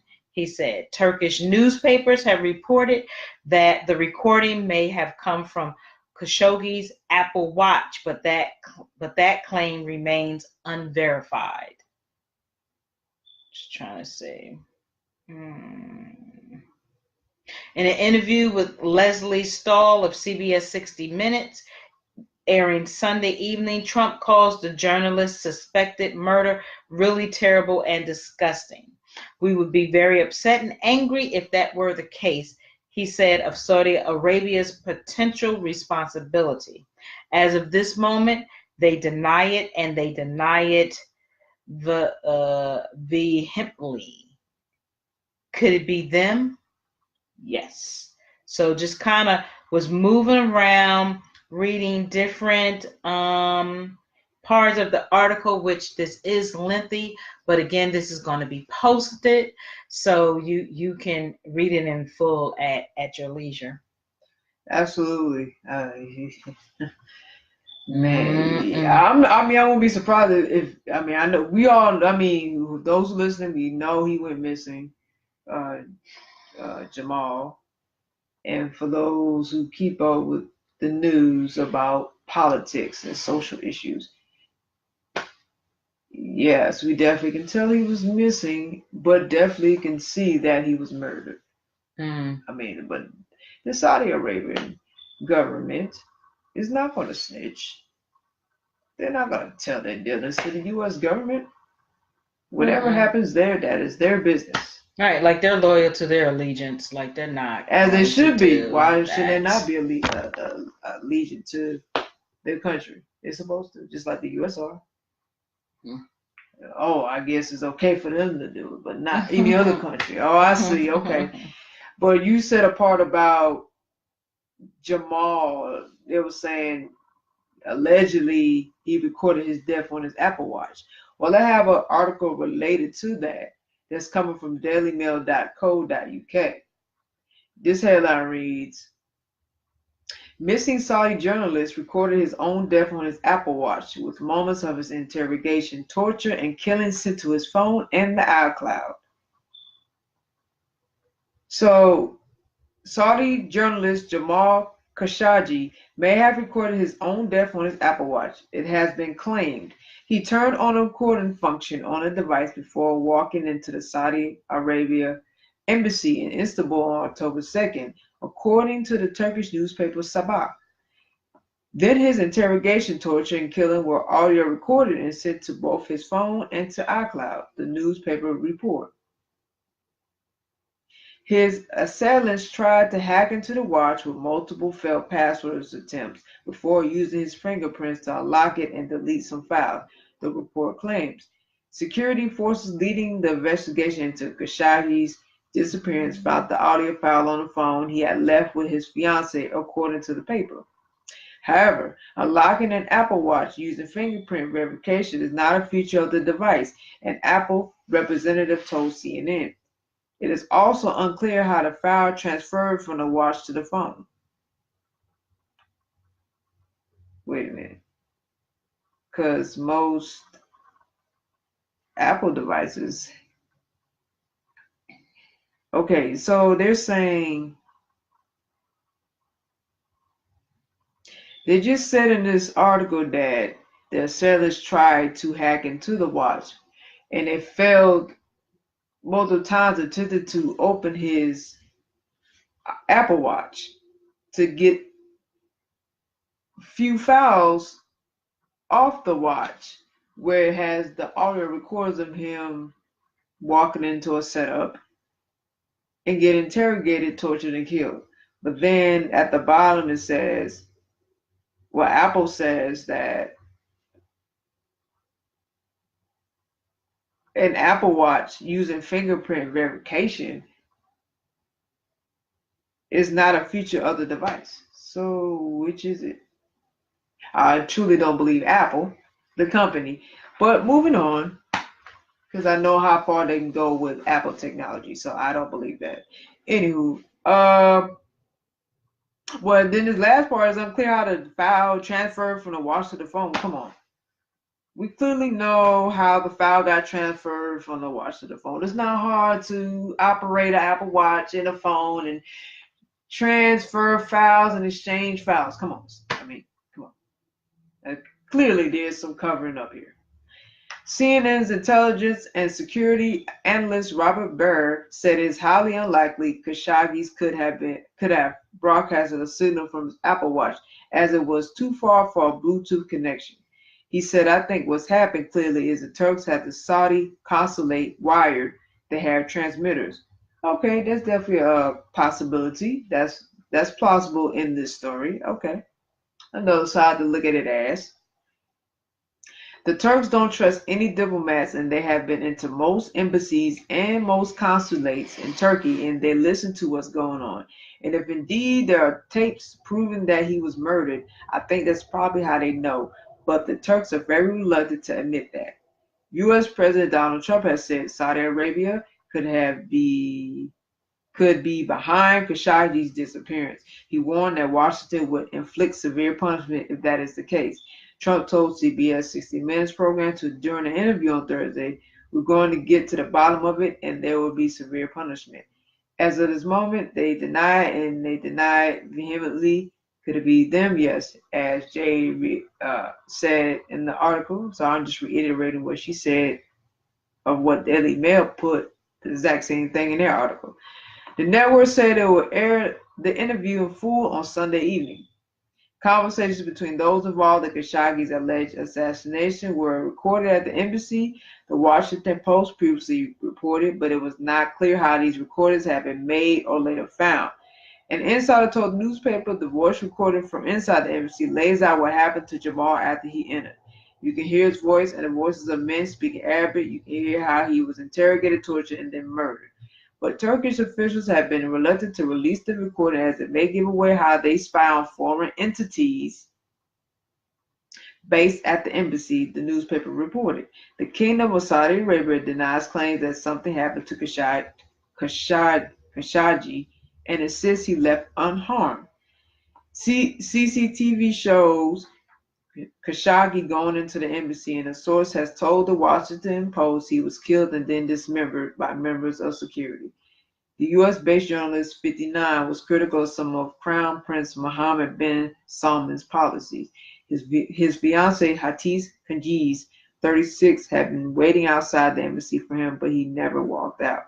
So, all right, yeah. I just wanted to make sure that was the end of the article. Where did I? Let me make sure I didn't skip anything. Okay, gotta look. This is a little bit more to read. U.S. Treasury Secretary Stephen Mnuchin says he is planning on going to a major investment conference in Saudi Arabia despite the troubled reports. But several top CEOs and media figures have decided they will no longer attend the conference. Billionaire mogul Richard Branson has suspended talks with Saudi Arabia over $1 billion investment in Virgin Galactic. Then in this article, they have a timeline what happened to Mr. Jamal and his disappearance, a timeline from October 2nd to October 4th. If you want to check that out, please read the article. The last part of this article. Tom Tagundat, chairman of the Commons Foreign Affairs Committee, suggested action should be taken if the Saudi state murdered Khashoggi. The first thing for us to do is for us to get together with our allies, the United States, the Europeans, and others, to discuss very seriously what's going on, he told BBC Radio 4's Today program. The idea that we can treat Saudi as a normal state if it practices state-sponsored murder outside its borders is simply not true. He added, we may be talking about downgraded diplomatic relations. We may be talking about restricting support for certain areas. He also suggested that International Trade Secretary Liam Fox could boycott a major conference in Riyadh. I don't think if this is proven that British cabinet ministers should be going, but at the moment it isn't proven, so we need to be slightly cautious, he said. Riyadh faces a chorus of international calls to shed light on what happened to the Washington Post columnists, and business leaders have already shunned the regime. And that is the end of that article that comes from dailymail.co.uk. This article was published October 13th. So it was definitely recent.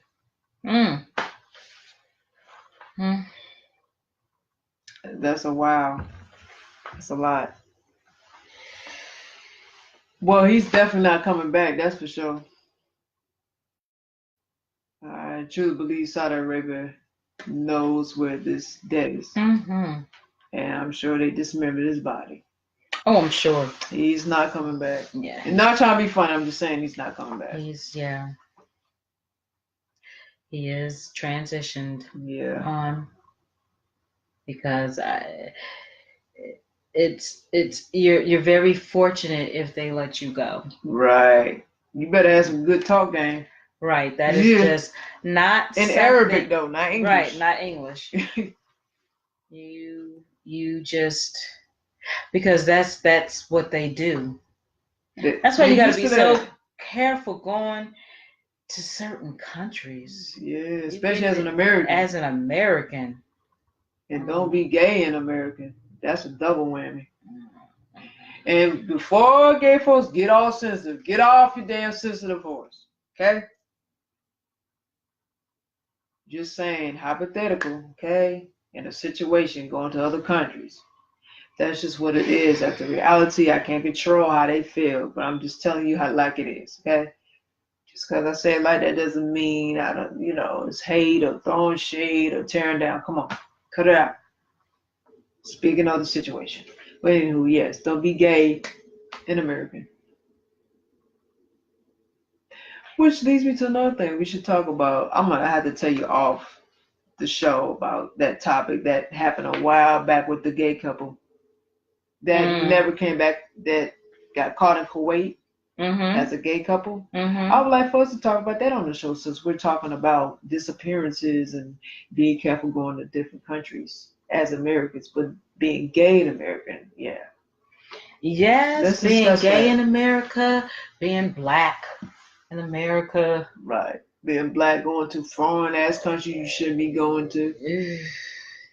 Got to be cautious. I mean, I know it's one thing, if you in the service and you're going over there, kind of, sort of, but just serve your country and come back home. Right, but just going because I don't know. Because you feel like it. Certain places I just know, regardless, not to go, because we are not welcomed and respected. And I have to respect that. Yeah, gotta respect it, because I'm not trying to force no lifestyle on anybody. If that's what they think, I have to lead them with it and respect it. Can't go in there forcing that. Right. That is not your territory. Nope.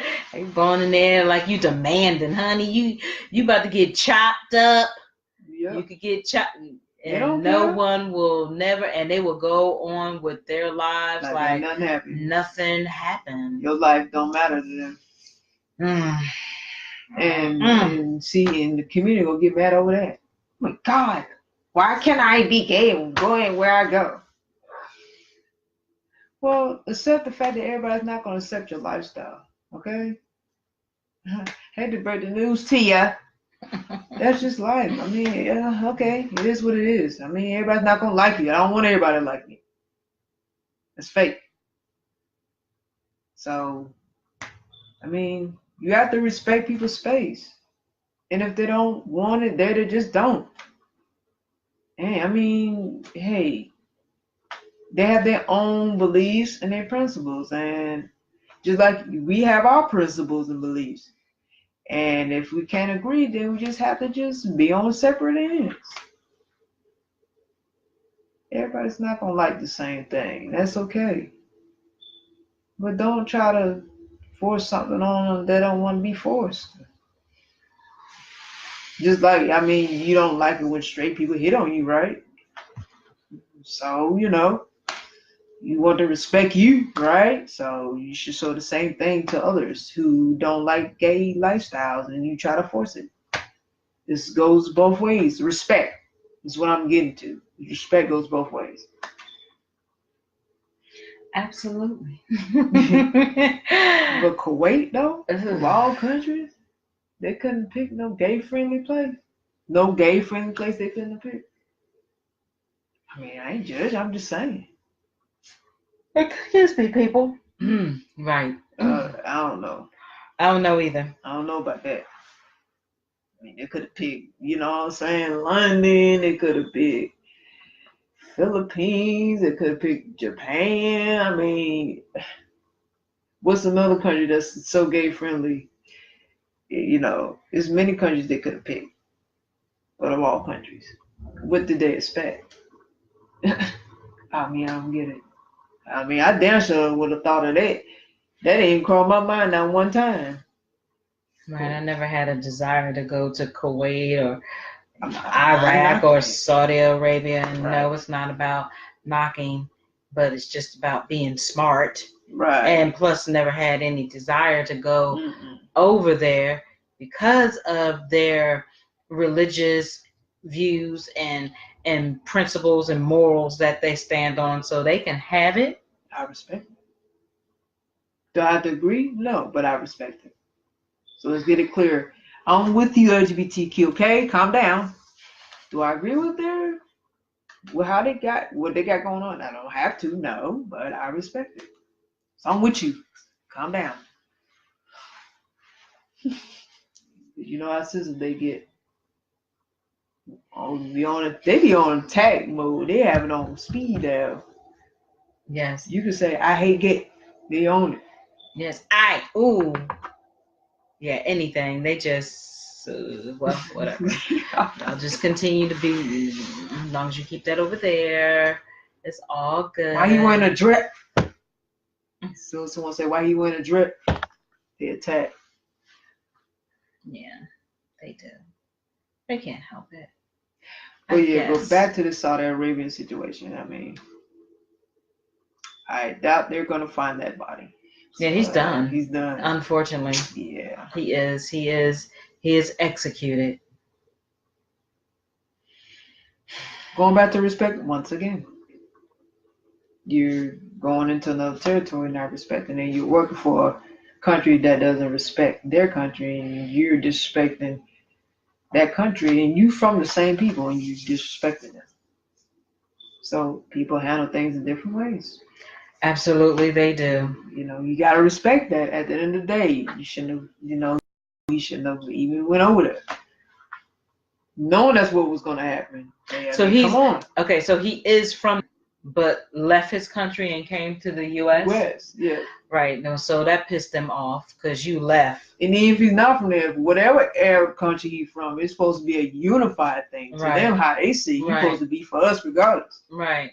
But yeah, so yeah, that's how their mind probably thought that he betrayed them, and so yeah, again, it could be on both. You know, I'm suspect on their end as well as the U.S. Oh yeah, they got involvement in it. They have involvement in it. I believe that. So, like you said, they probably use him as a scapegoat. You know. To get out of the mess that they're in, whatever backgrounds they had, they wanted to wiggle their way out of it and plant it on him, even if it cost him his life. I wouldn't put it past the government. I don't trust them at all, period. So, okay. That's it. That's a wrap. That is a wrap. Thank you guys for joining us this evening, and in addition to listening to our replay. We hope to see you, or hope that you tune in with us next week for another Chit Chat Chew Show podcast, airing at 7 to 9 p.m. Eastern Time. And just be good to yourself, guys. Be smart, be conscious, be aware. Be knowledgeable, do your research or do your due diligence. And if you're going to travel, please make sure that you're smart about where you're going to go, because everyone is not accepting. So, yeah, everyone's not accepting, whether you're LGBT or even straight couples. That's true. And especially if you interracial couple, watch that too. You might need to be a little careful. And if you black, definitely be careful. Yeah, definitely need to be careful. So that is all. Thank you guys. Enjoy the rest of the evening wherever you may be at globally. Have a better tomorrow. Always be good to yourself and know your worth. Absolutely.